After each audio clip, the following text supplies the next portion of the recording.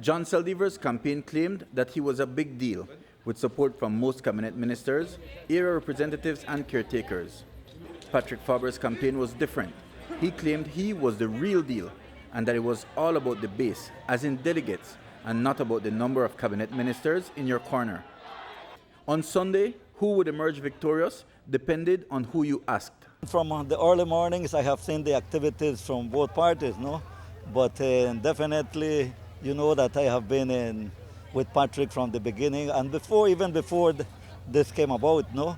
And I believe that his organization is great. And I believe that at this moment, what I have seen is that the delegates for Patrick are coming out in numbers.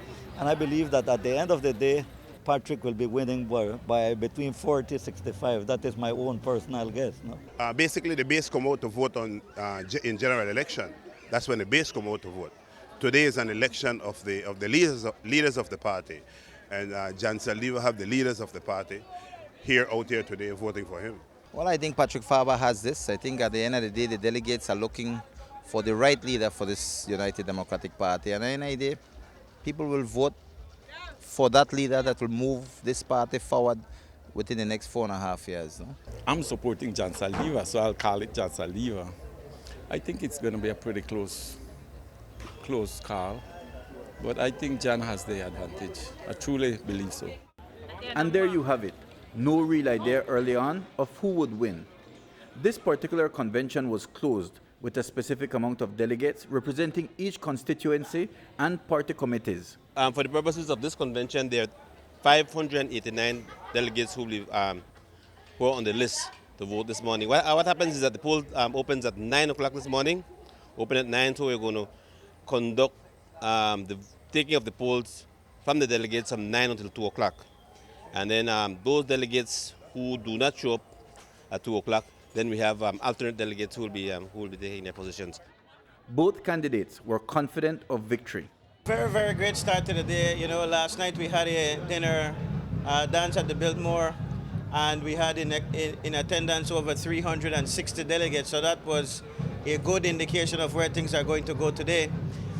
We started off this morning, breakfast, and a mini parade from the headquarters with our delegates. And the spirit has been high. In fact, you can hear them in the background now, still out there. The first amount of voters in the line were, of course, for the Patrick Faber camp. And we will continue to execute our operation throughout the course of the day. Well, about 500 or so have already come out to vote, so we have another 89 to vote. I feel very good about the returns that we are getting. I feel very good about those that showed up at our command center at the Y earlier today. And from those numbers, I feel very comfortable. It had to have relied heavily on the leaders of the constituencies that were supporting me. They have given a tremendous help. They have shown that their delegates, their base is still with them, and today that showed up. It may have showed up during the campaign, but it was absent on convention day. Counting started just before 3 o'clock, and within 20 minutes, the announcement was made. At least according to a majority of delegates, Patrick Faber was indeed the real deal, and the big deal wasn't such a big deal after all. Of that 584 ballots that we counted, we had the Honorable John Saldivar with 248 votes, and the Honorable Patrick Faber with 336 votes. But firstly, I want to thank the base of the United Democratic Party.